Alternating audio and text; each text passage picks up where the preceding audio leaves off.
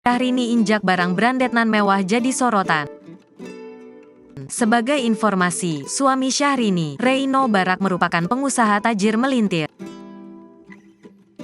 Tak heran bila kini Syahrini tak perlu lagi manggung dari satu tempat ke tempat lain untuk memenuhi kebutuhan hidupnya. Tidak hanya itu, Syahrini juga tak jarang menggunakan barang-barang branded dengan harga yang bikin melongo. Seperti yang baru-baru ini terlihat, istri Reino Barak itu tampak mengenakan sandal jepit berharga fantastis. Melansir dari akun Instagram @fashionsyahrini2, kakak Syahrini itu tampak mengenakan sandal bulu. Sandal itu tampak begitu mewah dikenakan oleh Syahrini. Pasalnya, sandal yang dipakai oleh Syahrini merupakan barang branded internasional Dior. Barang mewah yang diinjak oleh Syahrini memiliki harga fantastis dan bikin melongo. Princess Syahrini wearing at Dior Ethnic Feather Tong Sandal, 7 juta.